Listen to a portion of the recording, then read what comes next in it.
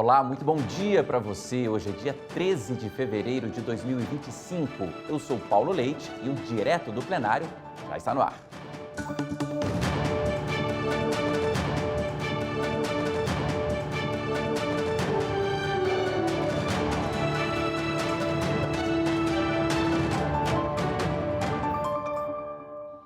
Você acompanha a qualquer momento e ao vivo aqui com a gente a sessão de hoje no Tribunal Superior Eleitoral. Quem nos explica os processos dessa manhã é a advogada Lília Fernandes. Doutora Lília, tudo bem? Bom dia. Bom dia, Paulo. Bom dia a todos. Bem-vinda mais uma vez. Muito obrigada. Bom, a gente começa, pelo recurso que discute propaganda eleitoral antecipada, caso 1 da pauta. Caso que tem de um lado a prefeita de Mogi das Cruzes, em São Paulo, a Marta Bertaioli, e que tem do outro lado o Partido Podemos. Os detalhes estão aí na sua tela para você ver aqui juntinho com a gente. Processo que se refere às últimas eleições, Eleições 2024. Começando então, doutora Lília, o que os ministros analisam daqui a pouco?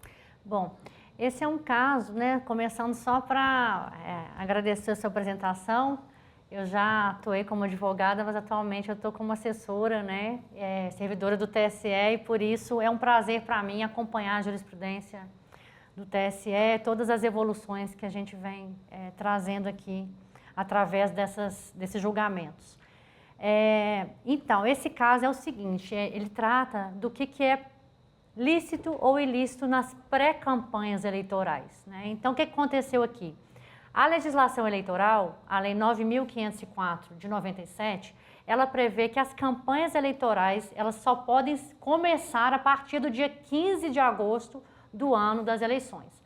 A partir de 15 de agosto é que os pré-candidatos ou candidatos já podem pedir votos, fazer a campanha realmente com dispêndio de gastos, aquela campanha padronizada com uso de redes sociais, panfletos, inclusive hoje em dia as redes sociais são o grande meio de divulgação das ideias de campanha.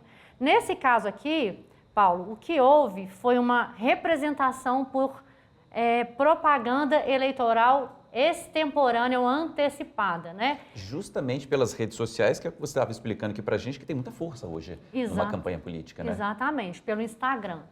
E aí o que aconteceu é que foi veiculado na rede social Instagram, e aqui tem dois representados, a pré-candidata a prefeita e também um pré-candidato a vereador, pelo que nós estamos vendo, em que eles usaram uma espécie de palavras mágicas. Apesar de não ter um pedido explícito de votos, vote na candidata fulana, vote no candidato, eles usaram uma expressão, vem com a gente, que o TSE tem considerado que já é uma antecipação da campanha. Então, o que é interessante a gente abordar? O artigo 36A da Lei 9.504, ela prevê o que é permitido na pré-campanha. Então, os candidatos podem usar as redes sociais para fazer a sua promoção pessoal, porque o candidato não se constrói apenas naqueles 45 dias de campanha. Que é aquilo que você explicou para a gente, A campanha a partir de 15 de agosto até a data da eleição são 45 dias ali de campanha. Apenas 45 dias. Então, muita coisa é permitida aos pré-candidatos nesse período que antecede o 15 de agosto. Ele pode expor suas plataformas políticas, o seu ideário, a sua ideologia, quais são as suas propostas, quais são as suas bandeiras. Pode participar de eventos em associações, comunitárias, igrejas, escolas, faculdades. Tudo isso é possível. Ele pode, inclusive, dar entrevistas, rádio, televisão, A gente vê, inclusive, que esses políticos mais conhecidos, eles já têm uma cobertura natural da imprensa. Então, nada mais legítimo que aqueles candidatos que não são detentores de mandato, eles possam fazer a sua promoção por outros meios, porque a imprensa não está cobrindo esses candidatos menos conhecidos. Então, ele tem mesmo que divulgar suas ideias e plataformas nas redes sociais. Porque a ideia é aquela, que haja ali uma paridade de chances, que todos entrem com igualdade de condições ali na disputa. Perfeito, exatamente. E o objetivo de todo político sempre é conquistar a simpatia e a aderência do eleitor para as suas ideias, as suas propostas. Então, mas nesse caso, foi aplicada multa pelo TRE de São Paulo, justamente porque ele entendeu que esses pré-candidatos ultrapassaram os limites do que eles poderiam fazer e já estariam antecipando as suas campanhas com essa expressão "vem com a gente". E o que é interessante a gente observar é trazer um pouquinho da história da jurisprudência, porque essa jurisprudência ela já oscilou no Tribunal Superior Eleitoral. Antigamente, o tribunal falava que algumas palavras mágicas eram antecipação de campanha, como, por exemplo, "vamos juntos", "apoie fulano de tal", "eleja fulano", ou "fulano para a prefeitura em 2024", ou então, tem também as propagandas negativas, sabe, Paulo, que também são proibidas. "Vote contra o candidato fulano", "não vote em ciclano". Então, tudo isso é considerado uma antecipação, seja positiva, seja negativa. E essa jurisprudência, ela foi oscilando. Em 2022, houve um julgado muito significativo, porque era da eleição presidencial, e todos esses julgados, eles refletem muito o pensamento do TSE, porque são julgados de grande visibilidade, em que o, então, pré-candidato Jair Bolsonaro, e aqui a gente pode falar, porque já é um caso julgado, né? Ele realizou uma motociata num evento religioso que tinha 7.000 participantes, né? E nesse evento religioso de grande estrutura, ele falou: "Se for da vontade de Deus, eu continuarei à frente da presidência da República, eu continuarei à frente da gestão do país, conto com o apoio de todos". Então, o TSE entendeu que não apenas o pedido explícito de votos, "vote em mim", mas que toda essa estrutura com essas palavras mágicas também configuraram uma antecipação da campanha eleitoral e ele teve assim uma vantagem indevida, desproporcional em relação aos demais candidatos. A partir desse momento, então, houve uma mudança ali de entendimento no TSE. As palavras mágicas, então, ganharam força. As palavras mágicas ganharam força. E por que o julgamento, quando vem para o TSE, é tão importante? Esse é um julgamento que está vindo do TRE de São Paulo, mas quando o TSE dá uma palavra, uma interpretação sobre um determinado tema, como agora, por exemplo, sobre o que é uma propaganda antecipada, né, o que é permitido ou não, esse entendimento se torna de observância obrigatória por todos os demais órgãos da Justiça Eleitoral. E serve de exemplo, né? Vai passar a valer a partir de agora. Exatamente. Porque é o primeiro caso, né, que a gente acompanha instantes ao vivo aqui no direto, né, do Tribunal Superior Eleitoral, uma discussão sobre propaganda eleitoral antecipada. Bom, seguindo com a pauta, nós temos um caso sobre inelegibilidade, processo que coloca frente a frente a coligação Aliança por Abelardo Luz e Nercy Santin. Abelardo Luz, em Santa Catarina, teve eleição para prefeito, definida por uma diferença de 465 votos agora em 2024. A coligação que você vê aí na tela ficou em segundo lugar na disputa e Nercy Santin foi reeleito prefeito da cidade. Contextualiza também esse caso para a gente, doutora Lília. A alegação, né, é de um suposto terceiro mandato, é isso? Exatamente. Consecutivo. Terceiro mandato consecutivo. Esse caso, Paulo, também é um caso muito emblemático. Essa discussão sobre o que configura um terceiro mandato ou não configura é um dos assuntos mais tormentosos da jurisprudência, porque a Constituição Federal, ela apenas permite, no artigo 14, parágrafo 5º, uma única reeleição consecutiva. Estávamos até relembrando que o Lula hoje está no terceiro mandato como presidente, porém ele exerceu 2 mandatos consecutivos, depois ficou um mandato inteiro longe, né, da presidência e agora ele está exercendo um terceiro mandato, porém não foram 3 mandatos consecutivos. O que aconteceu aqui nas eleições de 2024 é que esse candidato a prefeito, em 2016, ele teve a sua candidatura impugnada para o cargo de prefeito nesse município de Abelardo Luz, lá em Santa Catarina. Em 2016, ele estava com o registro impugnado e conseguiu uma liminar na Justiça Comum, talvez para afastar uma inelegibilidade na época, e por força dessa liminar, que é uma decisão precária, temporária da Justiça, ele conseguiu disputar a prefeitura, foi eleito e chegou a exercer o cargo de prefeito por 4 meses, de janeiro até abril de 2017. Quando chegou em abril, essa liminar, que era uma decisão precária, que permitiu a ele concorrer, essa liminar foi cassada. Então, confirmou-se ali o indeferimento do registro de candidatura dele. Ele foi afastado do cargo de prefeito e houve novas eleições no município. Então, só para as pessoas entenderem, em 2016, embora ele tenha concorrido, ele não exerceu todo o mandato, ele ficou apenas 4 meses. Ficou 4 meses durante o ano de 2017. Durante o ano de 2017. O que ocorreu então? Em 2020, que foi o mandato seguinte, ele novamente disputou a prefeitura, foi eleito e exerceu o mandato. E agora, em 2024, ele novamente concorreu ao cargo de prefeito e foi reeleito. Qual que é a discussão aqui?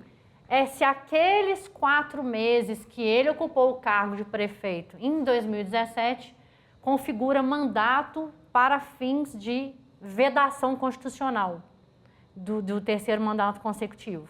Porque ele já cumpriu, né, 2 mandatos e 4 meses lá atrás, em 2024. Se isso for considerado que, consecutivamente, ele teria que deixar a prefeitura e, nesse caso, claro, se isso acontecer, os ministros entenderem dessa forma, se os ministros entenderem dessa forma, há uma mudança novamente na prefeitura, não é isso? Exatamente. O estado dele hoje ele está com registro deferido pelo TRE. Então, ele vem do TRE com registro deferido, nós estamos em fevereiro, então ele tomou posse, ele foi diplomado, tomou posse. E ele está trabalhando, ele está já está na gestão municipal. Então, hoje, se o TSE reforma a decisão do TRE, então vai ser revertido o resultado da eleição, porque esses votos vão ser considerados nulos. Quando o TSE fala, não, esse candidato ele é inelegível, estamos reformando uma decisão, ele está automaticamente anulando os votos que o prefeito recebeu. Logo, ele vai ser, caso o TSE venha a concluir pela caracterização do terceiro mandato e pelo afastamento, ele vai ser afastado e serão designadas novas eleições para esse município de Abelardo Luz, em Santa Catarina. Agora, se os ministros entenderem que não houve 3 mandatos consecutivos, tudo continua como está e o prefeito segue à frente da gestão, não é isso? Exatamente. Então, se for confirmada a decisão do Tribunal Regional de que não houve um terceiro mandato. Por quê? O que é interessante é a gente entender a lógica, né? A Constituição, ela quer proibir a perpetuação de uma mesma pessoa, de um mesmo grupo familiar no poder. Tá? Então, porque pelo princípio republicano, uma das bases da nossa democracia e do nosso princípio republicano é a alternância de poder. Porque nós não temos aqui, né, um imperador, nós não estamos na época mais desses mandatários eternos. A pessoa passa 30, 40, 50 anos no por poder. mandato divino, né? Deus quis assim, enfim. Toda aquela lógica dos imperadores. Então, o princípio republicano, ele requer essa alternância. Então, se o TSE entender que ele realmente não exerceu o mandato, que ele estava lá em caráter precário e que isso não ofende o espírito, digamos assim, da Constituição, não ofende esse princípio republicano, ele vai ter o registro mantido como deferido e vai manter-se no cargo de prefeito. Mas uma boa discussão, né, que a gente acompanha ao vivo em instantes. Bom, de Santa Catarina, a gente sobe para o Paraná, porque é de lá que vem o terceiro item da pauta de hoje.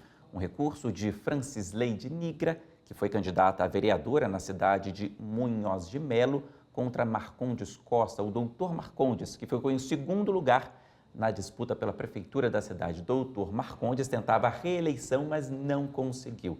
Um debate sobre impugnação de registro de candidaturas, detalhes aí na tela para você acompanhar junto aqui com a gente. E esse caso, doutora Lília, o que os ministros julgam daqui a pouquinho?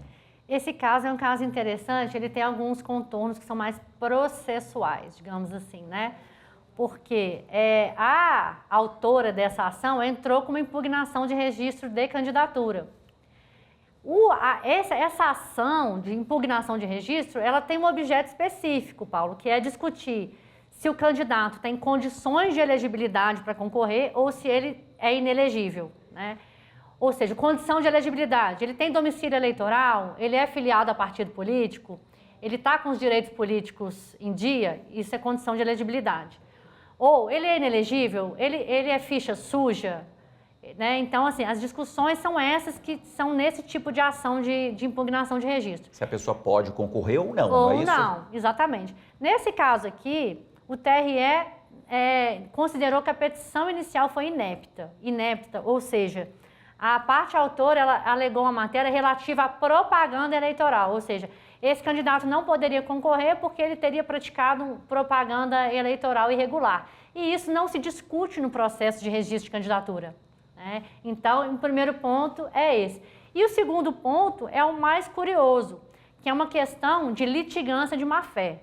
Nesse caso, além de não entrar com a ação adequada, ela instruiu, ela informou na petição inicial dela uma jurisprudência, que são precedentes julgados falsos. Ou seja, ela fabricou precedentes julgados falsos da Justiça Eleitoral para poder embasar os argumentos dela. Então, e com base na inteligência artificial. Então, você imagina que hoje eu vou lá no chat GPT e falo assim, me informe uma jurisprudência sobre propaganda eleitoral ilícita. Aí o chat GPT cria um julgado, nem sei como é que seria isso, né? Que não existe, né? Que na prática não existe. Exatamente. E aí eu vou, uma petição para o juiz, impugnar um candidato com base num julgado falso. Então, o que aconteceu aqui é que ela foi, o advogada, me parece que era uma advogada em causa própria. Exato. Né? Exato. Ela foi penalizada no âmbito da litigância de má-fé, foi aplicada uma multa para evitar esse comportamento processual predatório, comportamento processual de má-fé. Esse é um caso interessante porque quase nunca se discute esse tipo de questão na Justiça Eleitoral. Então, e além de tudo, a utilização da inteligência artificial para fabricar uma jurisprudência.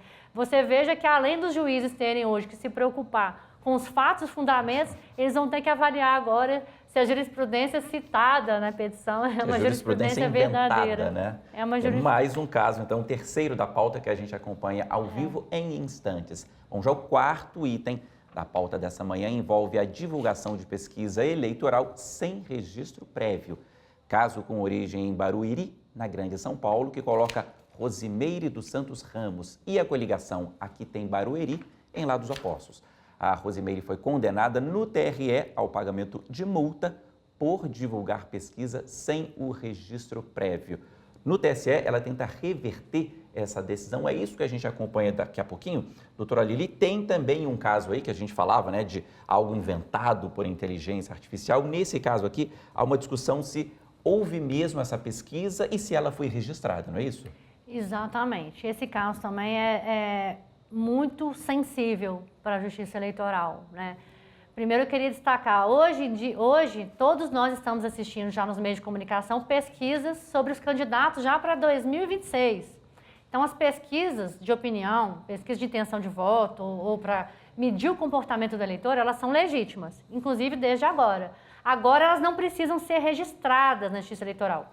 As pesquisas eleitorais só precisam ser registradas a partir do 1º de janeiro do ano das eleições. Então, elas são um instrumento para medir realmente as intenções de voto. Nesse caso, houve uma pesquisa divulgada como pesquisa de imagem e opinião pública, ou seja, veja a credibilidade que esse tipo de pesquisa passa para o eleitorado. Levou o nome de pesquisa, né? Levou o nome de pesquisa. Mas o que é uma pesquisa eleitoral? É aquela que cumpre os rigores da legislação eleitoral. A pesquisa eleitoral tem previsão específica na Lei 9.504 de 97. Então, ela exige uma série de requisitos, como a contratação de um estatístico especializado, a contratação de uma empresa que está credenciada, cadastrada, qual que é o bairro que ela foi feita, qual que foi o segmento social, enfim, tem uma série de informações que tem que ser informadas para a Justiça Eleitoral para ser considerada uma pesquisa eleitoral. E a legislação prevê que ela tem que ser registrada na Justiça Eleitoral para que os partidos, o Ministério Público e todos os atores eleitorais possam fazer o controle de qualidade, de seriedade dessa pesquisa. Porque muitas vezes uma pesquisa eleitoral, ela muda até mesmo a intenção de voto de um eleitor. Aquele eleitor que está indeciso, por exemplo, vê assim, segundo a última pesquisa de opinião, está em primeiro lugar nas pesquisas o candidato tal. Às vezes a pessoa está sem candidato, ela pensa, é o chamado voto útil, né? Eu vou votar em quem está ganhando. Então, já que essa pessoa que vai vencer mesmo, eu vou com ela. Exatamente. Nesse caso aqui, ela divulgou na rede social Instagram, mais uma vez, a gente vê a força do Instagram. De novo, uma discussão sobre rede social, né? A senhora falava que explicava aqui pra gente, as redes têm muita força hoje. Tem muita força. Na eleição, né, na campanha. Exatamente. Vamos supor que aqui tem milhares, centenas, milhares, até hoje em dia milhões de seguidores. Então tem um impacto muito grande. Ela divulgou essa pesquisa sem o prévio registro na Justiça Eleitoral. Então não é considerado pesquisa eleitoral, porque não está sujeito ao controle que se espera, ao rigor que se espera. E lembrando aqui, Paulo, que nós temos duas modalidades também desse tipo de pesquisa. Tem as enquetes e as pesquisas eleitorais. As enquetes são sondagens informais, sem rigor científico, sem a contratação de um estatístico, em que determinado órgão ou determinada pessoa vai fazer uma pergunta ali para determinadas pessoas, que é uma mera sondagem amostral sem esse rigor. As enquetes são permitidas também na Justiça Eleitoral, mas tem que ser informado que não se trata de pesquisa eleitoral, isso é uma enquete, sem aquela seriedade. E elas também não são permitidas, as enquetes, no período eleitoral, apenas no período anterior, no primeiro semestre. Então, quando entra no semestre das eleições, só é permitida pesquisa eleitoral com todo o rigor que isso representa, para que possa haver um controle.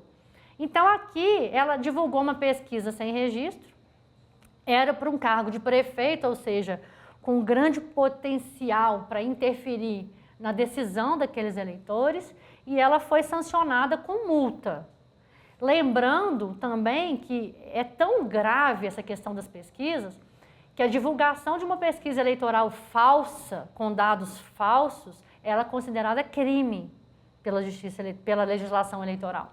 Então, além da gente ter uma punição com multa, que é o que está se discutindo aqui nesse caso de Barueri, existe também uma repercussão no âmbito criminal. Tamanho é a preocupação da legislação eleitoral com a influência que essas pesquisas exercem sobre o comportamento dos eleitores. Então, a gente está discutindo, doutora Lília, veja se é isso mesmo, a divulgação de pesquisa eleitoral sem o registro prévio e uma outra situação, que é uma divulgação de uma pesquisa que se faz de pesquisa, mas que, na verdade, é uma enquete. Na verdade, a gente está discutindo essas duas situações. Então, os ministros analisam daqui a pouco essas duas situações. Exatamente. Interessante a senhora trazer essa questão, né, de que há uma multa aplicada aqui de R$ 53.205, mas que pode configurar um crime. Também pode configurar um crime. No segundo processo aqui da pauta, que a gente já comentou, né, o que discute ali a inelegibilidade, processo que vem de Abelardo Luz, lá em Santa Catarina, e o anterior ainda, né, que a gente falava de propaganda eleitoral antecipada, processo que vem de Mogi das Cruzes, a gente falava dessa propaganda eleitoral antecipada pelas redes sociais, que há muito uso das redes sociais, que a ideia é que tenha ali uma paridade, né, de chances, que evite a desigualdade, mas você lembrava aqui para mim que isso pode ter consequências bem maiores, que é o que pode ser enquadrado nesse caso aqui também, né? Uma pesquisa que, na verdade, não é uma pesquisa, pode ser multa e também um crime. Um crime. Você me lembrava também que há consequências bem maiores, que a pessoa pode ser retirada, inclusive, do processo, por algo que começou com uma propaganda eleitoral antecipada. Vamos falar sobre isso, só para completar a questão da pesquisa, que não apenas quem divulga essa pesquisa é penalizado com a multa, mas se a pessoa que replica essa pesquisa na sua própria rede social, ela também pode ser sancionada. Então, tem aquela pessoa que é a responsável pela divulgação da pesquisa sem registro, mas, por exemplo, eu sou um terceiro, uma terceira. Eu olhei aquela pesquisa, eu reproduzi aquela pesquisa, ou no meu Instagram, ou no meu WhatsApp, ou nas minhas redes sociais, eu que apenas, entre aspas, reproduzi aquela pesquisa nas minhas redes, eu também sou responsável pela propagação dessa informação, então eu também posso ser sancionada com a multa, tá? Em relação à questão da publicidade antecipada, a gente lembrava aqui que existem dois tipos de consequências. Uma consequência mais branda. Então, a Justiça Eleitoral toma notícia de um fato, que é de uma propaganda eleitoral antecipada no Instagram, um único fato. Porém, Paulo, dificilmente essas pessoas elas praticam apenas um fato. Às vezes são vários fatos isolados. Às vezes, por exemplo, a mesma pessoa que divulgou a pré-candidatura no Instagram, ela foi numa igreja e pediu voto para ela, né? Ela foi numa escola e falou, vamos apoiar o fulano, vamos juntos. E aí, o que acontece? Isso aconteceu de forma muito emblemática no caso da senadora Selma Arruda, que foi um caso de 2018. O que aconteceu ali? Foram vários atos de pré-campanha, ou seja, uma campanha antecipada, em que houve toda uma demonstração de que ela não estava apenas divulgando, fazendo promoção pessoal.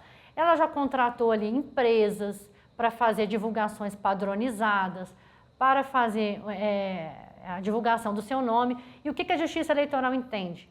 Que foi considerado abuso do poder econômico e abuso também do poder da comunicação social, né? Uso indevido da comunicação social. Comunicação social hoje não é apenas rádio, televisão e jornal, pelo contrário. Hoje, a comunicação social, ela é horizontal, ela é com a utilização das redes sociais, que, como nós falamos, ela tem um alcance muito grande. Existe uma preocupação muito grande hoje, por exemplo, com os influencers digitais, né? Como que eles podem utilizar ou não das suas páginas pessoais para favorecer determinados candidatos. Não sei se a gente vai sair um pouquinho do tema. Não, mas podemos falar. Mas é porque justamente a preocupação não é com esse ato isolado do Instagram, que ele vai receber uma multa e te digo mais, muitos pré-candidatos falam, eu vou fazer isso porque vale a pena pagar a multa. Vou pagar a multa de R$5.000, mas o meu nome já foi divulgado. Eles acham, né, que ganham mais divulgando e infringindo uma regra do que evitando, e eles falam, vou pagar essa multa sim, mas vou continuar fazendo. Exatamente, é quase como que um crime compensa, digamos assim, porque bem ou mal ele está divulgando o nome dele, vai pagar uma multa e está tudo certo.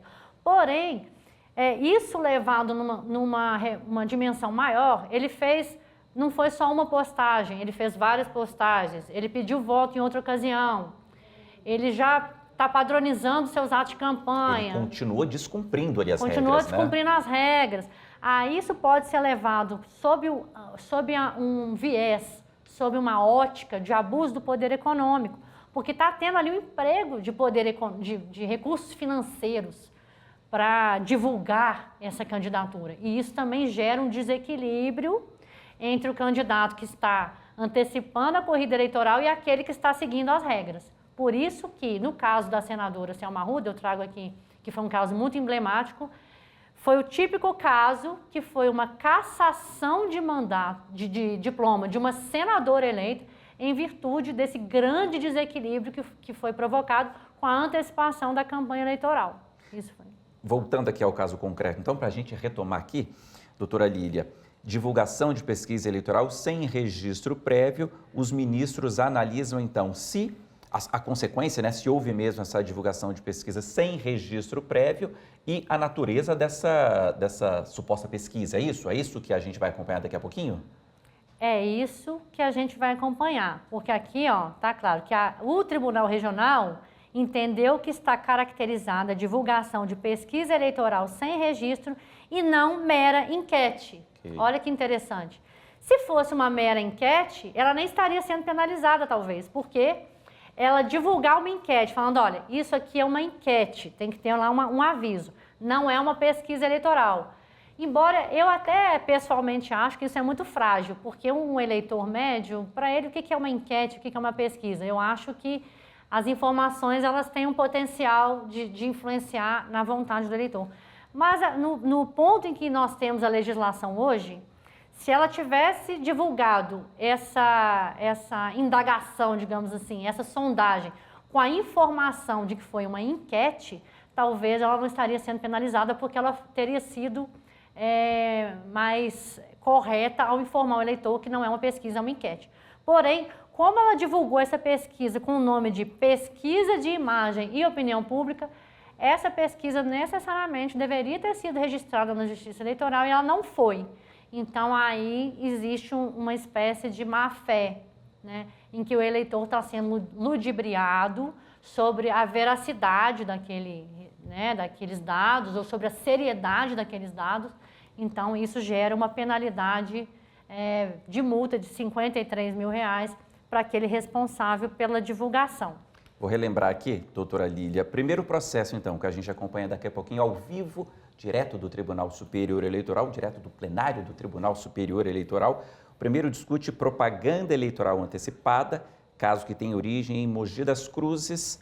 Em São Paulo, o relator desse caso é o ministro André Mendonça, que é aquele caso que a senhora lembrava bem, da discussão em torno das palavras mágicas. Vamos juntos, algo nesse sentido, e não só o vote em mim. Exatamente. Também muito uso das redes sociais, que é algo que a gente tem discutido bastante, que os ministros do tribunal têm discutido bastante. Segundo caso que a gente acompanha daqui a pouco, segundo item da pauta, uma discussão sobre inelegibilidade, origem Abelardo Luz, Santa Catarina, uma discussão ali que bota a coligação que ficou em segundo lugar contra o prefeito reeleito da cidade, aquela discussão se foi o terceiro mandato consecutivo ou não, porque ele ficou 4 meses à frente. Exatamente, em 2017. E depois cumpriu 2 mandatos inteiros. A discussão se os ministros vão levar em conta que esses 4 meses significaram ou não um mandato. Exatamente, não é isso? Seguindo aqui na pauta, a gente tem o terceiro item dessa manhã, origem Munhoz de Melo, Paraná, uma discussão sobre impugnação ao registro de candidatura, que tem aquela questão processual que você explicava, de algo que teria sido ali feito a partir da inteligência artificial e que não é verdadeiro, que não existe na prática. O advogado, aliás, a candidata que estava advogando em causa própria, ela fabricou precedentes por meio de inteligência artificial e citou esses precedentes na petição inicial, e isso para induzir a justiça a erro. E isso configura uma litigância de má-fé, o que também sofre a reprimenda da Justiça Eleitoral.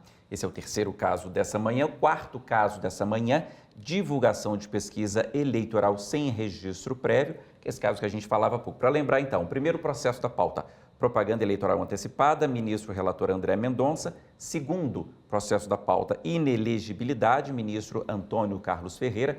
Terceiro item da pauta, impugnação ao registro de candidatura, novamente o ministro Antônio Carlos Ferreira. Quarto processo da pauta, divulgação de pesquisa eleitoral sem registro prévio, novamente o ministro André Mendonça.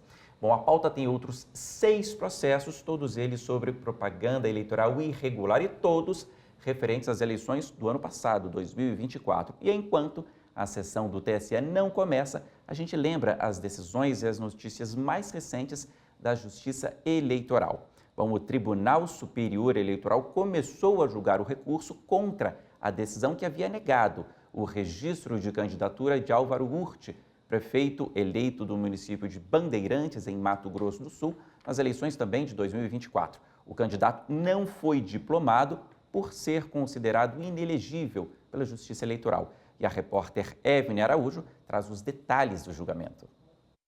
Álvaro Urti teve o mandato cassado em 2020 pela Câmara Municipal de Bandeirantes, em Mato Grosso do Sul, por denúncias de fraudes em contratos públicos, quando ele era prefeito da cidade. Nas eleições de 2024, Urti teve o registro de candidatura liberado pelo Tribunal Regional Eleitoral e acabou sendo o mais votado para ocupar o cargo. A prefeitura, no entanto, está sob o comando do presidente da Câmara, Marcelo Ábido, na condição de prefeito em exercício. Contra a decisão do TRE, o Ministério Público e a coligação Vamos Fazer Muito Mais recorreram ao Tribunal Superior Eleitoral por entenderem que Álvaro Urti estava inelegível no momento do pedido de registro de candidatura. Ao analisar o recurso, o relator do caso no TSE, ministro André Mendonça, reformou a decisão do Tribunal Regional. O ministro considerou que a restrição de Urti vale para 8 anos subsequentes ao término do mandato, para o qual ele foi eleito, ou seja, alcança as eleições de 2024. Apesar da decisão individual de Mendonça, o político conseguiu uma decisão provisória na Justiça Comum para ter o direito de ser diplomado no cargo de prefeito. No julgamento do recurso, o relator reafirmou o entendimento, destacando que a Justiça Comum desrespeitou a competência exclusiva da Justiça Eleitoral para decidir sobre elegibilidade. A ação, abro aspas, declaratória de elegibilidade, além de ser uma ação atípica, foi proferida nela uma decisão liminar que acabou por acarretar uma usurpação da competência da própria Justiça Eleitoral de reconhecer se é elegível ou é inelegível. O relator também lembrou que a nova redação da resolução do TSE, que trata do tema, estabelece que as condições de elegibilidade e as causas de inelegibilidade serão definidas no momento da formalização do pedido de registro de candidatura. ressalvadas as alterações fáticas ou jurídicas supervenientes ao registro que afastem a inelegibilidade e ocorram até a data do primeiro turno da eleição. No voto, o ministro André Mendonça determinou a realização de novas eleições para a Prefeitura do município de Bandeirantes, em Mato Grosso do Sul. O julgamento foi suspenso com o pedido do ministro Nunes Marques de mais tempo para analisar o processo. Bom, a gente volta agora para os processos de hoje, da pauta de hoje, porque tem mais um processo interessante, né, doutora Lília, também sobre propaganda eleitoral antecipada, mas você me contava aqui que de um outro perfil, de um outro viés, né? Explica pra gente que caso é esse. Exatamente, esse é um caso de Barreira, no Ceará, em que houve duas discussões, Paulo. A primeira, a propaganda antecipada negativa, ou seja, o pedido de que não vote em determinado candidato. Nesse caso aqui, houve uma postagem na rede social do Instagram e um disparo massivo de propaganda, que hoje também é uma preocupação da Justiça, porque não só divulgação no Instagram, como hoje a gente tem ferramentas tecnológicas, digitais, de disparo massivo dessas propagandas, com o pedido explícito de não voto em desfavor, né, do pré-candidato ao cargo de prefeito desse município de Barreira.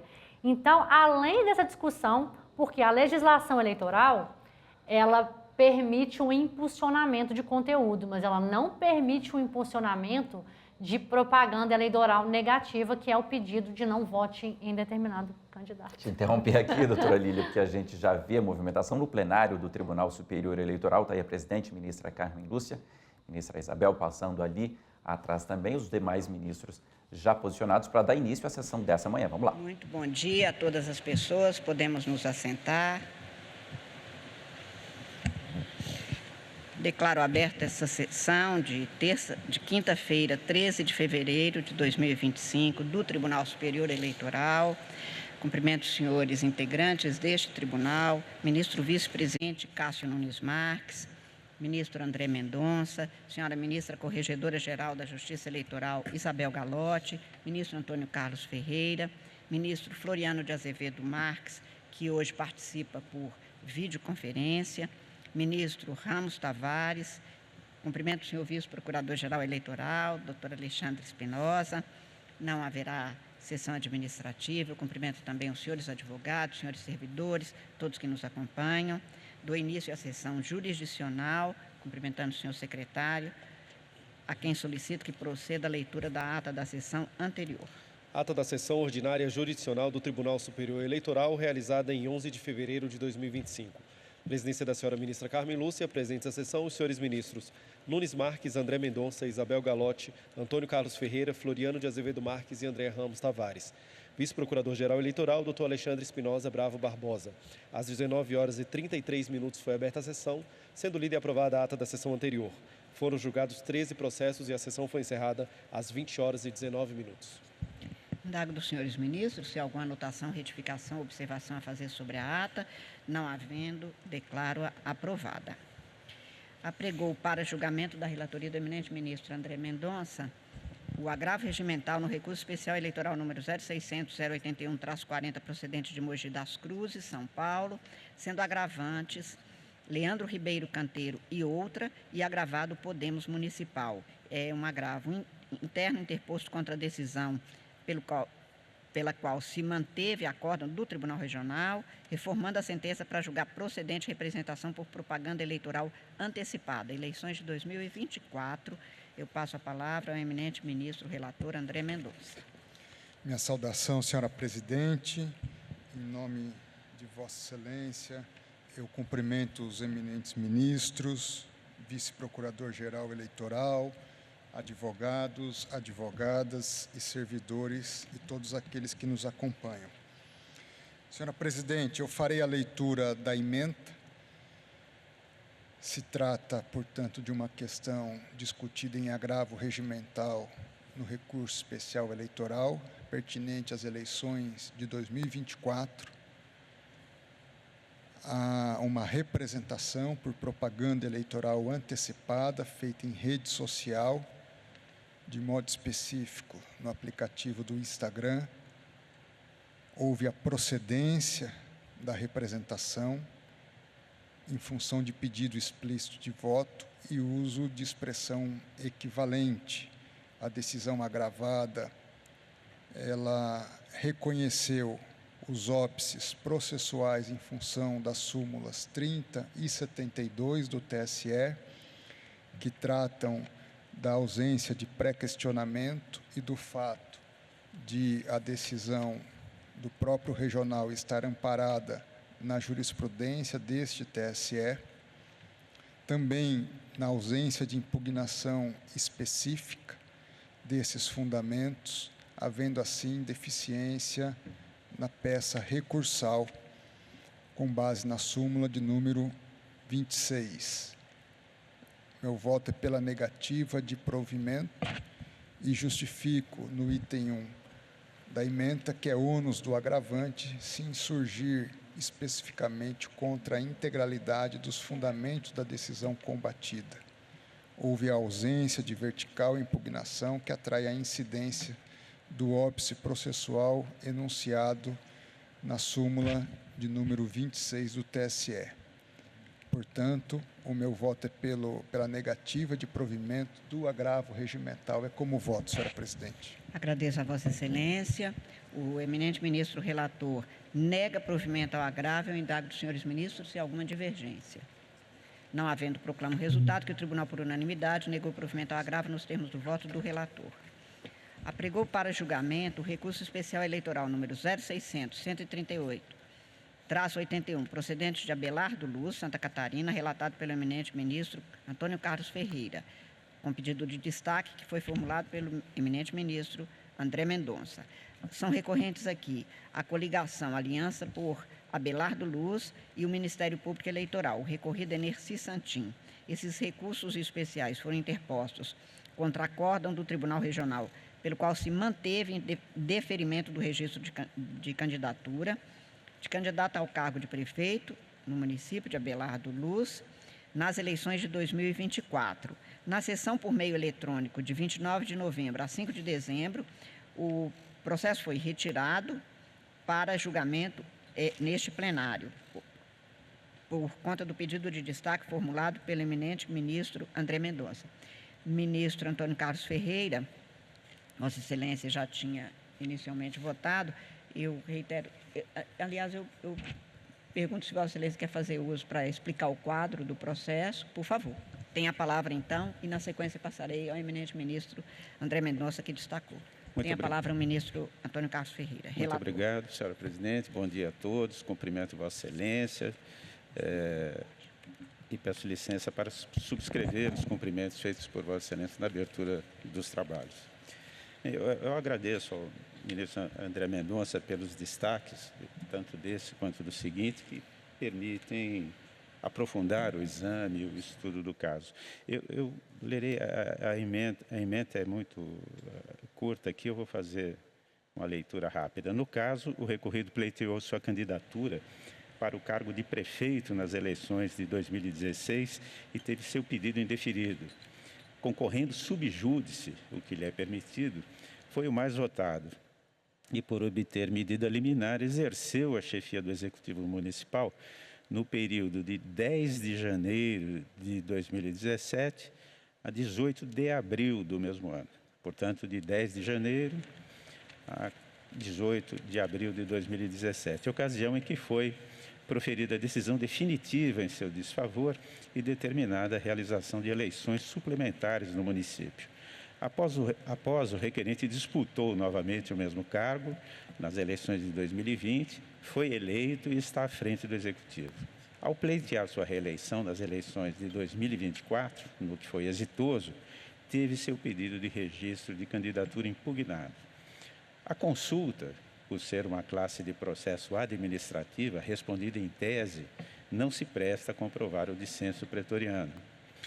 A divergência jurisprudencial ocorre quando 2 ou mais tribunais eleitorais interpretam de forma diversa o mesmo preceito legal a partir de fatos idênticos ou semelhantes, o que não ocorre na espécie.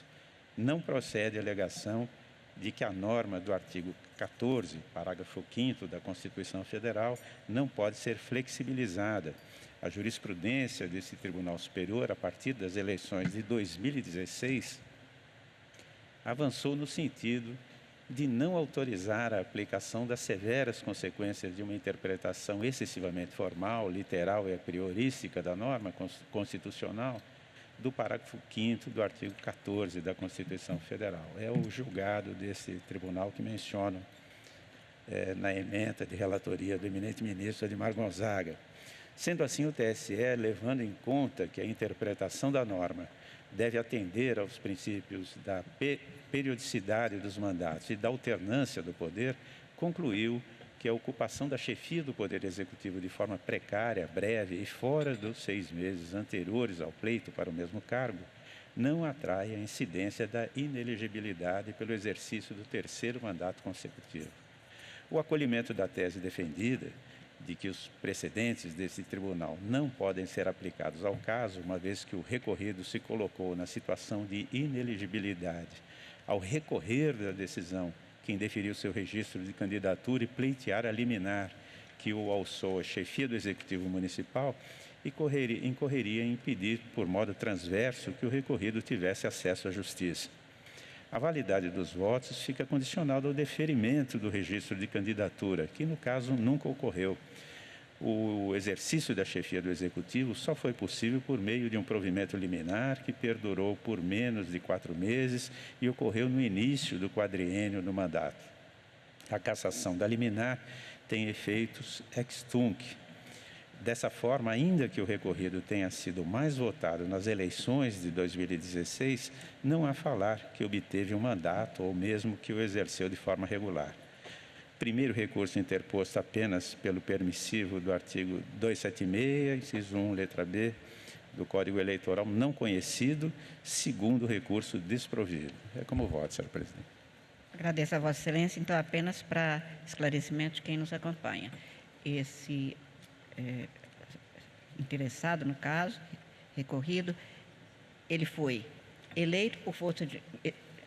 manteve o deferimento de um registro em 2016 por força de uma liminar, ficou menos de 4 meses e foi afastado porque, na sequência, teve um indeferimento. Então, ele não exerceu o mandato, porque teve efeitos ex tunc, ainda que tenha exercício, ou seja, o fato de ter desempenhado funções a título precário por conta de uma liminar, isto não foi computado como período de exercício. Em 2020, disputa e então é eleito, e agora em 2024 disputa como segundo mandato, e o que se pretendeu neste processo foi que houvesse um indeferimento ao argumento de que naquele mandato de 2017, que é o início do mandato, até 2020, ele teria exercido o mandato.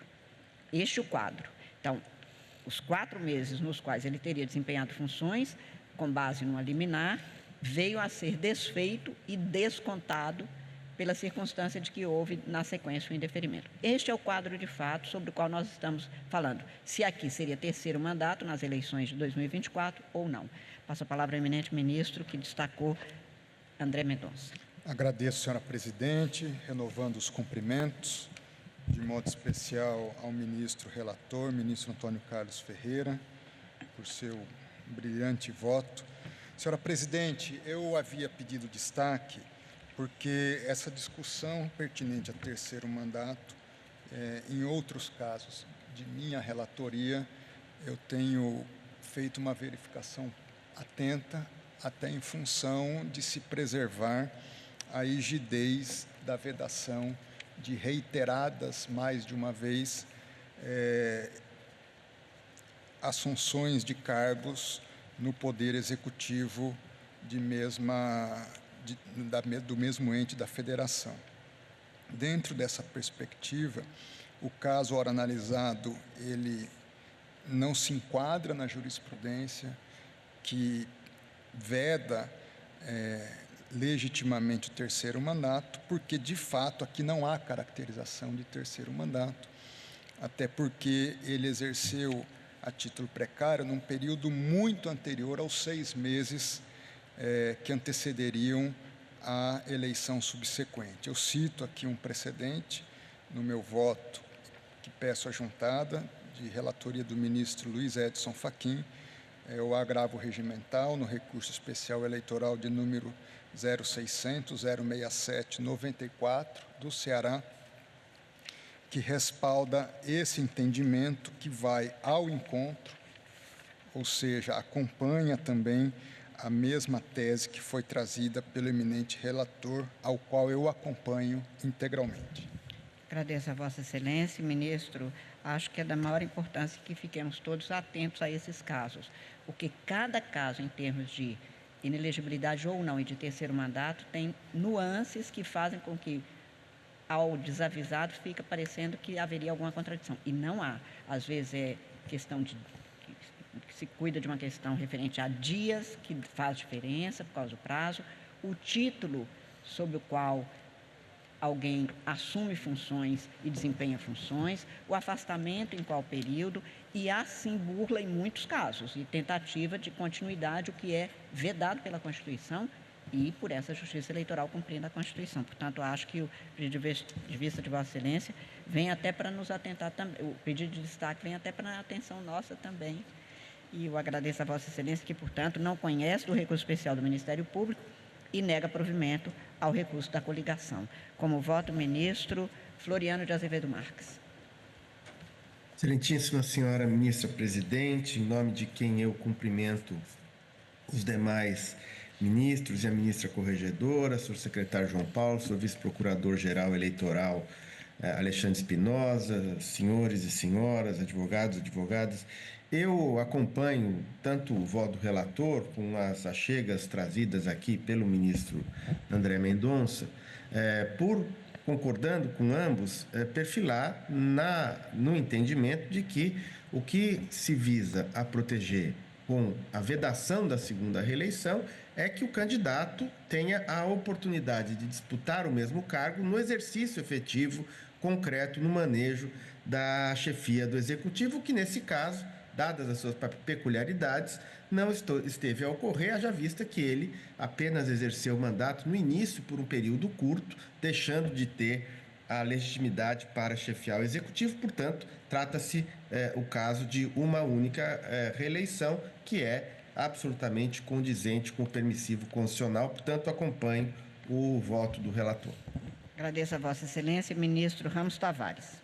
Excelentíssima senhora presidente, ministra Carmen Lúcia, meus cumprimentos. Também cumprimento o ministro vice-presidente Cássio Nunes, ministro André Mendonça, ministra corregedora Isabel Galotti, o ministro Antônio Carlos, ilustre relator desse caso, o ministro Floriano, todos que nos acompanham hoje, o procurador-geral eleitoral adjunto, o doutor Bravo Barbosa. Eu também tenho procurado ver com muita atenção esses casos e vi detalhadamente este. Também, no meu entendimento, não está caracterizado aqui o terceiro mandato. As causas que justificam a vedação ao terceiro mandato não se verificam neste caso concreto. Por isso, eu estou acompanhando o voto do ilustre relator e do ministro André, dos complementos do ministro André Mendonça. Agradeço a Vossa Excelência, ministro Nunes Marques. Eminente presidente, ministra Carmen Lúcia, na pessoa de quem cumprimento todos os ministros dessa corte, nosso procurador-geral eleitoral, os advogados servidores. Eu também, senhor presidente, acompanho e apenas reluzindo o que Vossa Excelência falou, cada caso tem uma circunstância e devemos aferir, como bem pontuou Vossa Excelência, alguns itens que são elementares. Primeiro, o período de duração. Temos que, em outro momento, inclusive no Supremo Tribunal Federal, sob a minha relatoria, nós temos esse tema. O tempo de duração, o período em que esse tempo de duração se localiza, a que título foi o afastamento, se deu causa, se não deu, qual a condição de quem foi guindado a essa assunção, se era o vice, se era um presidente de Câmara. Então, realmente, existem várias circunstâncias. Então, para não avançar... A que título também, porque aqui foi com base numa decisão judicial. Exatamente. Nesse caso, foi uma decisão judicial precária. Então, julgando apenas esse caso, e não expandindo para as demais hipóteses, eu acompanho integralmente o voto do relator.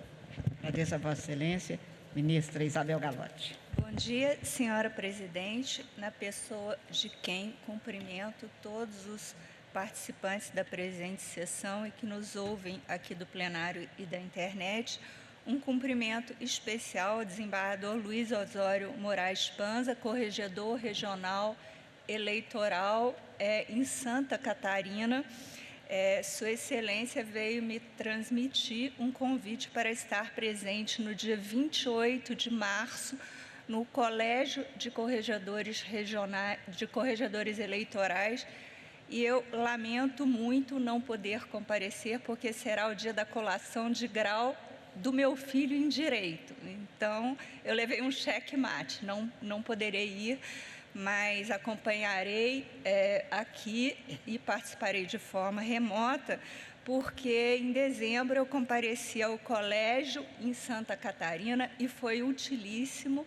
Esses momentos nos permite nos aproximar dos corregedores eleitorais nos estados, que, por sua vez, fazem a ponte com os juízes das zonas eleitorais, e então eles nos passaram o que aconteceu nessas eleições, que chegou por meio dos juízes das zonas a eles, corregedores, para que eu transmitir aqui à presidência do tribunal e aos colegas com quem falei. É precioso para que possamos ver todas as eventuais necessidades esse ano que não há eleição, para, fazendo a nossa parte esse ano, deixar a estrutura o mais azeitada possível, o mais pronta, para que ano que vem, sob nova corregedoria e nova direção, os trabalhos já estejam, na medida do possível, encaminhados do ponto de vista administrativo. Eu gostaria, então, de ressaltar a presença de Sua Excelência no plenário, e, em relação ao processo em julgamento, eu não tenho dúvida de acompanhar o voto do eminente relator, fazendo, todavia, algumas considerações na linha do que já foi explanado pela ministra Carmen, presidente, e pelo ministro Nunes Marques. Eu entendo que realmente isso deve ser examinado caso a caso, e, em relação à fundamentação do voto do eminente relator, eu faria uma ressalva de que o exercício por força de liminar do recorrido não foi, a meu sentir, data vênia, de forma precária. Não foi uma substituição em razão de uma ausência do titular. Ele assumiu o cargo, um novo mandato, em razão de uma opção que ele fez de perseguir na Justiça a reforma de uma decisão que havia indeferido o seu mandato. Ele, na linha do precedente do ministro Alexandre de Moraes, nesse plenário, ele, transcreva aqui do voto do ministro Alexandre, ele não merece parece despecienda a alegação de que o registro, nessa oportunidade indeferido, decorreria de bis in idem, na medida que real. O recorrente exerceu mandato novo em legislatura diversa para a qual estava impedido, mas que voluntariamente buscou, por via judicial, manter-se à frente do Executivo, ciente de eventuais consequências para eventuais disputas futuras. O equívoco está no raciocínio de que o exercício de longo período de mandato, por força de decisões liminares, constitui indiferente jurídico à luz da norma constitucional. Penso, portanto, que esse exercício por força de liminar não é precário. É um exercício numa investidura em mandato novo. O que foi precária, a meu ver, foi a decisão que permitiu a ele, apesar do registro indeferido assumir o exercício do cargo. E uma vez essa decisão deixando de prevalecer, caberá se verificar quais as consequências no mundo real da reversão da decisão que permitiu o exercício, a meu ver, não precário, mas permitiu o efetivo exercício do cargo pelo prefeito. Eu penso, data vênia, que, apesar de ter sido invalidados votos, não é possível se considerar que nunca ocorreu essa investidura. É certo que o exercício do cargo só foi possível mediante um provimento liminar, que depois foi cassado, mas esse efeito, ao meu sentir, não é ex tunc para todos os efeitos, como se nunca tivesse existido, porque teríamos várias consequências desse exercício, como os cargos, os atos administrativos que ele praticou durante esse período e que, à luz da jurisprudência do Supremo, devem, para várias finalidades, ser considerados porque praticados por um prefeito que estava investido da função por ordem judicial. Mas eu acompanho a conclusão do voto do eminente relator, exatamente me baseando no precedente do ministro Fachin, que foi mencionado no voto do ministro André Mendonça, em que foi uma situação também de investidura no cargo, mas que durou apenas menos de 4 meses, eu não tenho certeza se 3 meses ou 5 meses, eu acho que no caso do ministro Fachin foi 5 meses. Naquele caso, verdade, não era liminar, é porque a legislação na época permitia que o segundo colocado assumisse em caso de vacância do cargo. É diverso, não era liminar. Mas eu acho que no caso da liminar é mais sensível ainda, porque foi uma opção do candidato cujo registro era indeferido de continuar persistindo na tentativa de exercer o cargo. Então, ao meu sentir, o relevante, o que leva a acompanhar o voto do eminente relator é o período. Eu penso que esse período, assim como a causa do exercício do cargo, devem ser ponderados. E, no caso, embora a causa do exercício do cargo não tenha sido uma substituição temporária, a causa do exercício do cargo, a meu ver, não foi uma causa precária, mas o período em que ele exerceu foi muito diminuto, cerca de 4 meses. E aí permite a flexibilização da norma do artigo 14, parágrafo 5º da Constituição, uma vez que não atingido o escopo daquilo que se visava evitar, que foi a perpetuação da mesma família no cargo, já que o período foi muito pequeno e, além disso, o período foi bastante anterior à realização das eleições seguintes. Eu anoto que, no caso julgado pelo ministro Alexandre de Moraes, a que me refiro, o período foi 1 ano e 8 meses. Então, eu penso que o caso se assemelha bastante, mas, no caso do ministro Alexandre de Moraes, ele levou em consideração que houve o exercício por 1 ano e 8 meses. A liminar demorou 1 ano e 8 meses para ser cassada. E, nesse caso, a liminar perdurou, salvo engano, 4 meses. Então, dada essa situação, especialmente ao pouco tempo, que deve ser ponderada, ao meu sentir, caso a caso, eu acompanho o voto do eminente relator. Agradeço a Vossa Excelência. Em relação à parte dispositiva do voto que eu estou acompanhando com o relator, apenas enfatizando que, quanto a alguns fundamentos, por exemplo, da eminente ministra Isabel Galotti, eu não me ponho de acordo, o que não altera o final. Eu acho que conta muito o título, a que título, acho que precariedade neste caso, para nós, sinônimo de definitividade, e apenas acho que não há um enquadramento perfeito entre a situação de fato, que proíbe 3 mandatos, e a previsão constitucional, porque eu acho que a Constituição não se flexibiliza. Portanto, eu não admitiria nada que nem por um dia tivesse que flexibilizar a Constituição.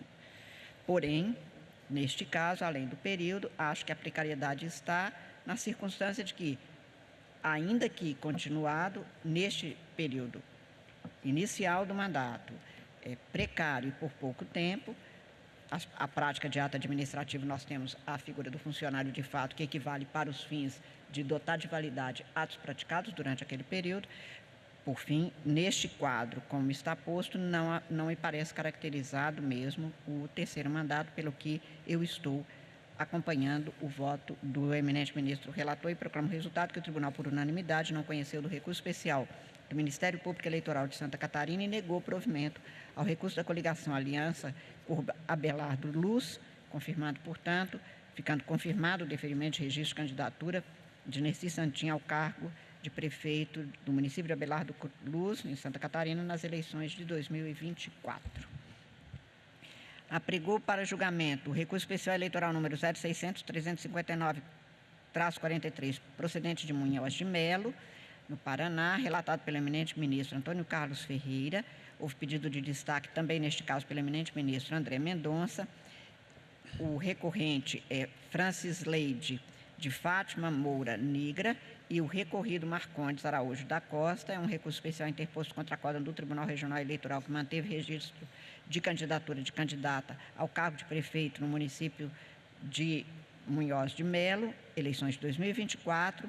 Na sessão do plenário virtual de 29 de novembro a 5 de dezembro de 2024, o processo foi retirado de julgamento com pedido de destaque formulado pelo eminente ministro André Mendonça. Eu concedo a palavra ao ministro Antônio Carlos Ferreira para dar o quadro, uma vez que o voto, se for ratificado, não precisaria ser lido.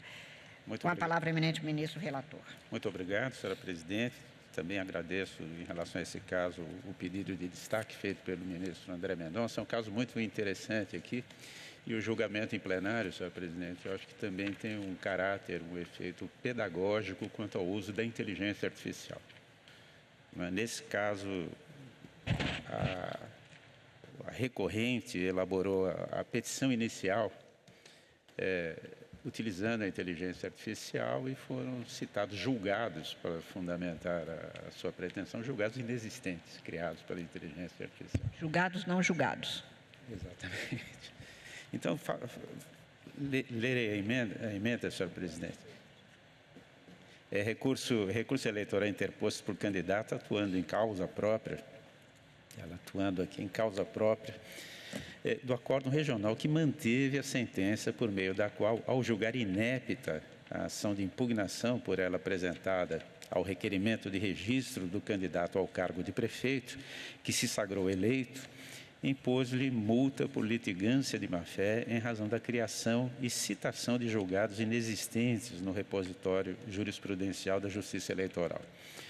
Há três questões em discussão. Definir se há prejudicialidade do recurso especial interposto da decisão que analisou o pedido de registro de candidato eleito ao cargo de prefeito, estabelecer se a reprodução na peça processual de julgados inexistentes no repositório de jurisprudência dos tribunais, criados mediante o uso de inteligência artificial, possibilita a aplicação de multa por litigância de má-fé.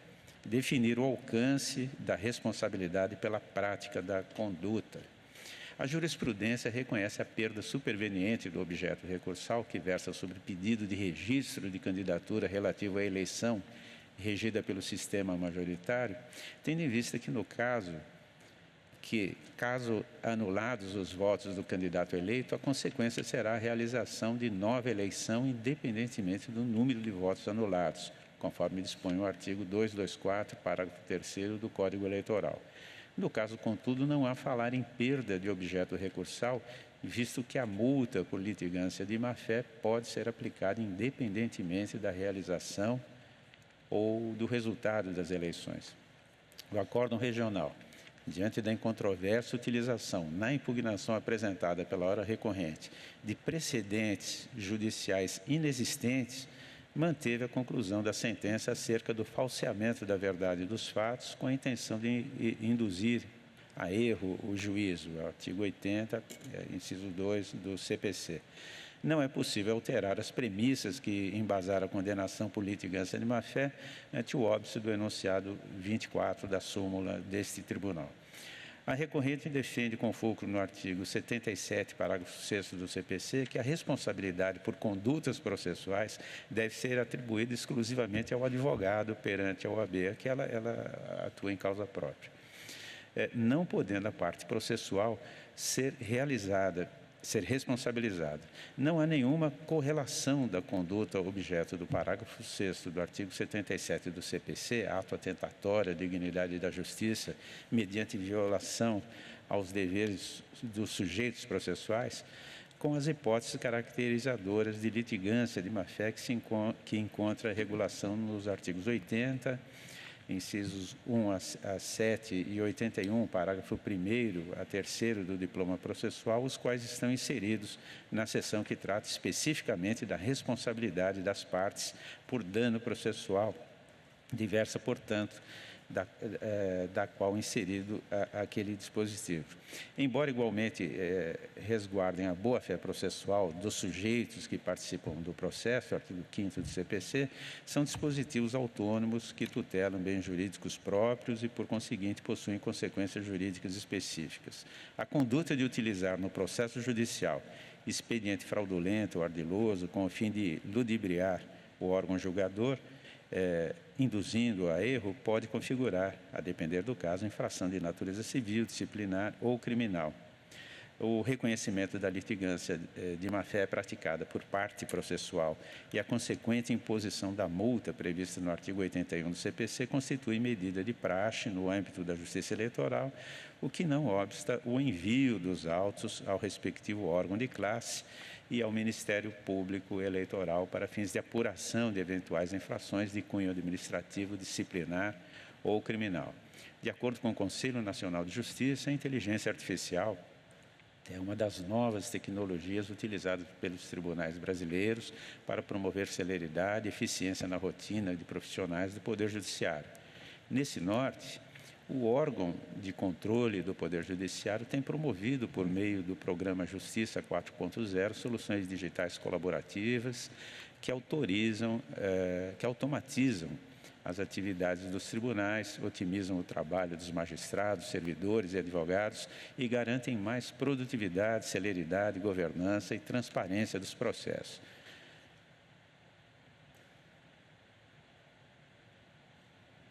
Como exemplo, o programa institucional desenvolveu o curso Introdução à Inteligência Artificial para o Poder Judiciário, cuja capacitação possibilitará aos profissionais identificar e propor oportunidades de uso de inteligência artificial em seus tribunais, bem como estarão aptos a criar e incentivar iniciativas de emprego da inteligência artificial no judiciário, visando ao aprimoramento do funcionamento do seu tribunal. O referido programa do CNJ é de suma importância e deve ser incentivado, pois devidamente capacitados, os profissionais de direito farão uso da inteligência artificial generativa sem descuidar da necessária prudência na utilização dessa salutar ferramenta de apoio ao labor profissional.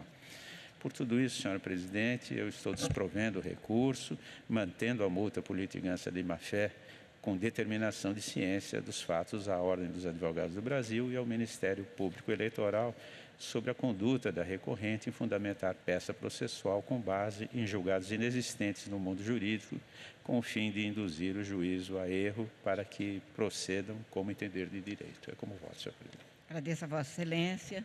Passo a palavra ao eminente ministro André Mendonça, que destacou. Agradeço, senhora presidente, renovando os cumprimentos e também cumprimentando o ministro relator por seu voto.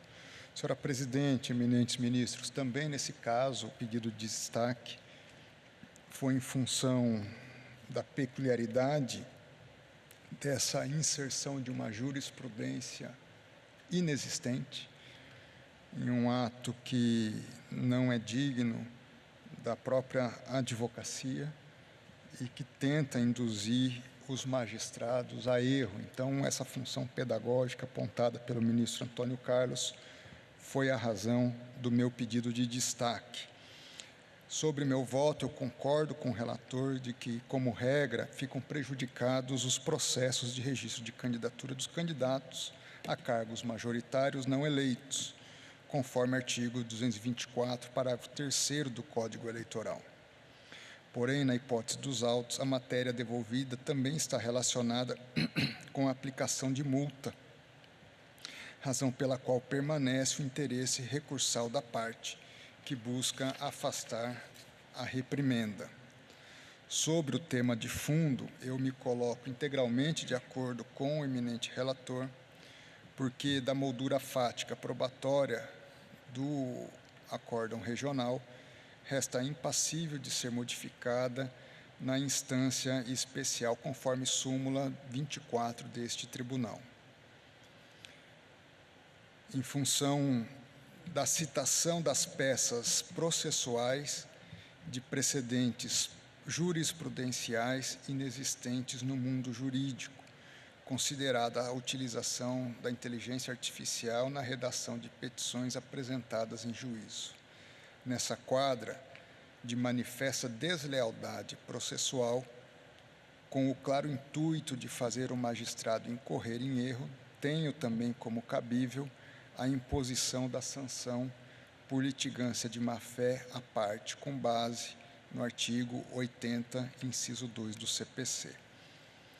Porém, além da questão que envolve a parte, e até porque é uma coincidência entre parte e advogado, ou uma advocacia em causa própria, na esteira do voto do relator, também tenho como igualmente acertada a anotação de Sua Excelência quanto ao regramento do artigo 76, parágrafo 6º do CPC, que demanda uma apuração específica no âmbito da Ordem dos Advogados do Brasil, em função do que se estabelece de que os advogados não podem ser penalizados com multa por litigância de má-fé e que a eventual responsabilização por ato praticado no exercício profissional deve ocorrer apenas no âmbito administrativo, no caso da Ordem dos Advogados, e que, na espécie, a doutora Francisleide de Fátima Moura Nigra, ora também recorrente, que atua em causa própria,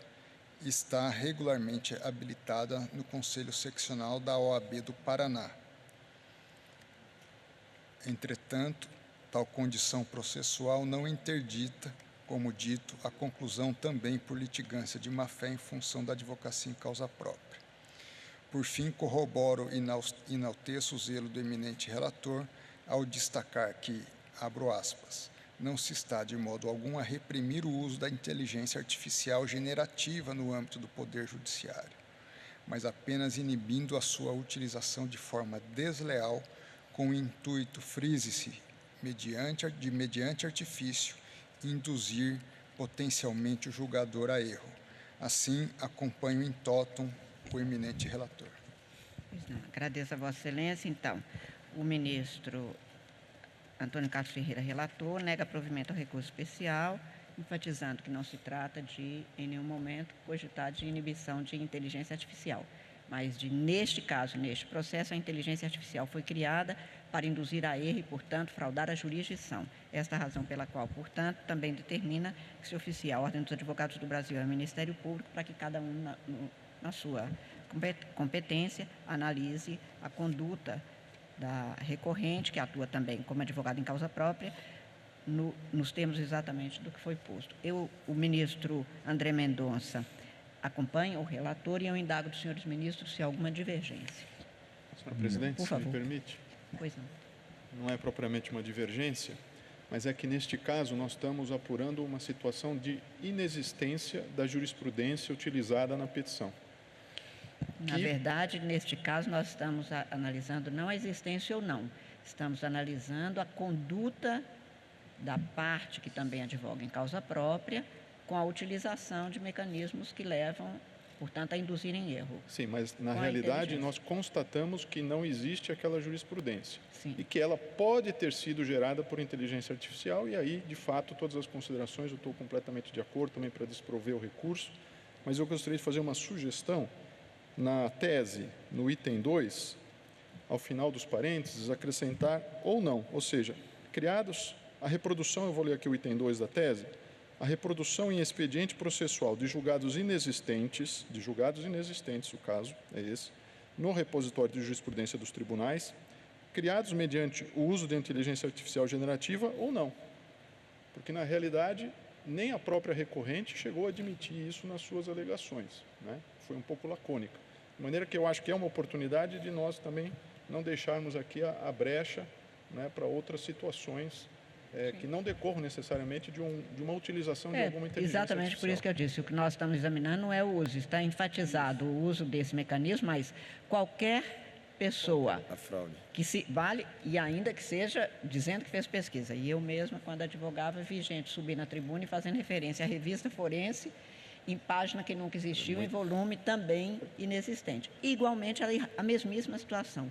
Por isso, o ministro relator enfatizou, não estamos cogitando do uso ou não da inteligência artificial, que é um mecanismo que pode ser utilizado para o bem. E, por isso não está em foco. Eu indago do senhor ministro relator se pode ser acrescentada apenas para verificar, não, porque nós não estamos cogitando aqui de inteligência artificial. Estamos falando de uma conduta que não pode ser adotada para induzir a erro o julgador. A ênfase foi dada por causa do cenário, mas eu sou o relator. Eu acrescentarei na tese, na emenda, e agradeço ao ministro André pela sugestão. Indago dos senhores ministros se há alguma divergência. Senhora presidente. Então, eu vou tomar os votos, acho que é melhor. Ministro Floriano de Azevedo Marques, que aí eu volto depois do destaque a cada um. Ministro Floriano de Azevedo Marques. Senhora presidente, Não reiterando estamos, a saudação.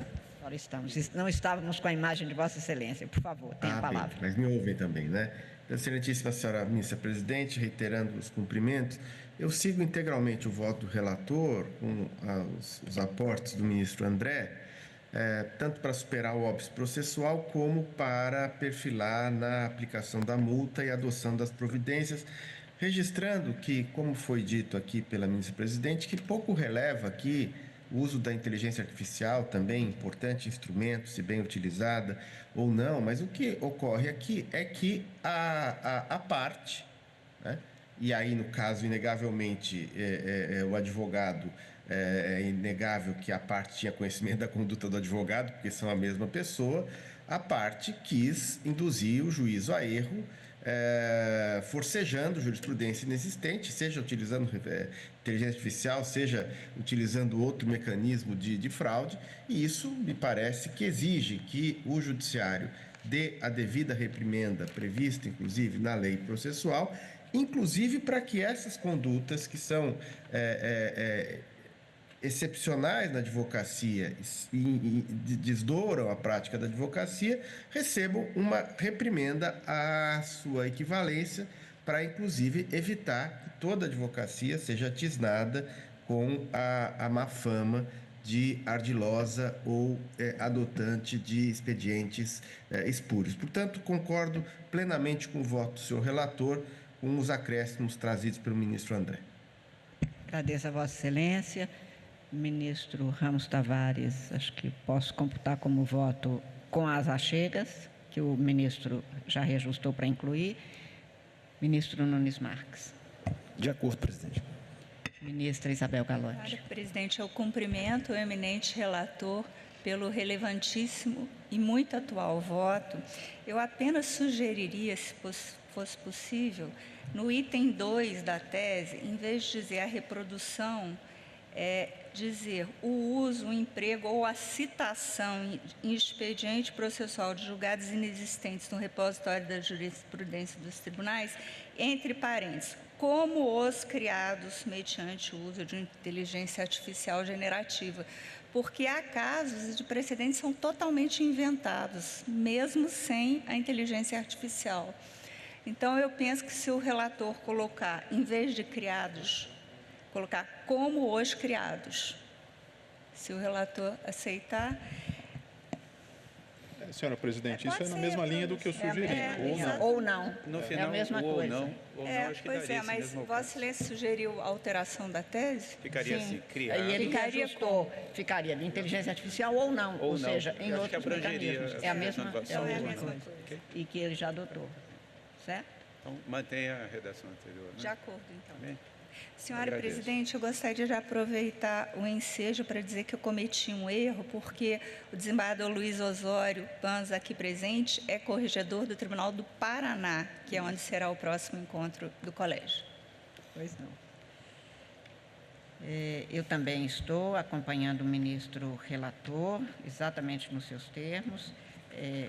Fraude que possa induzir em erro a jurisdição é grave, seja com a inteligência artificial, com desinteligência natural. É preciso que cada vez mais, como lembrou aqui o eminente ministro Floriano de Azevedo Marques, a advocacia seja mantida sempre de acordo com a ética que preside. É preciso separar advogado, de lobista, de máquina, do que for.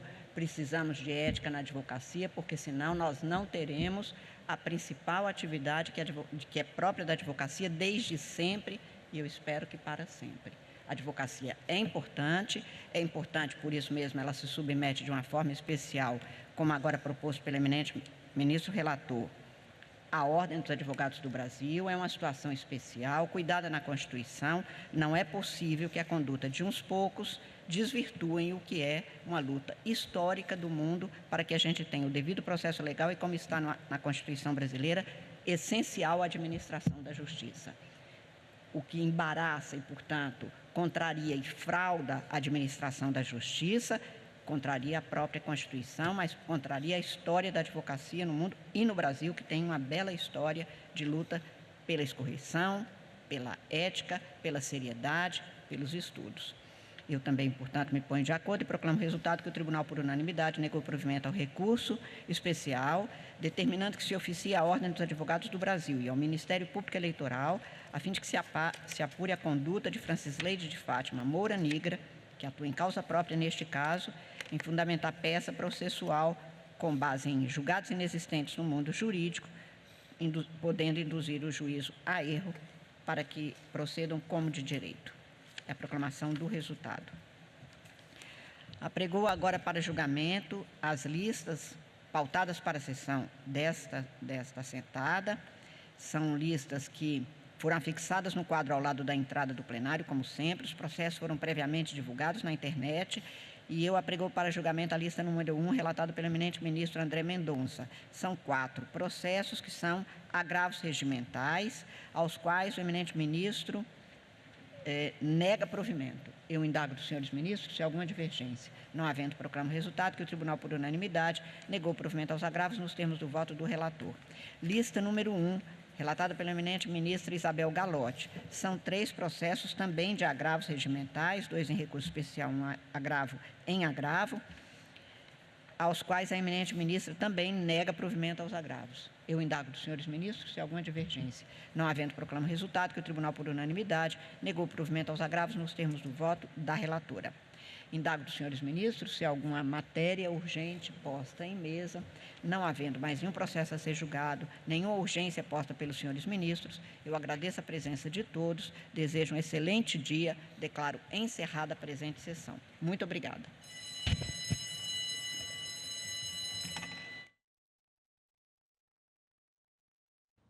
O Direto do Plenário, com a transmissão da sessão do TSE, fica por aqui. Muito obrigado pela sua companhia e continue com a programação da TV Justiça. Tchau.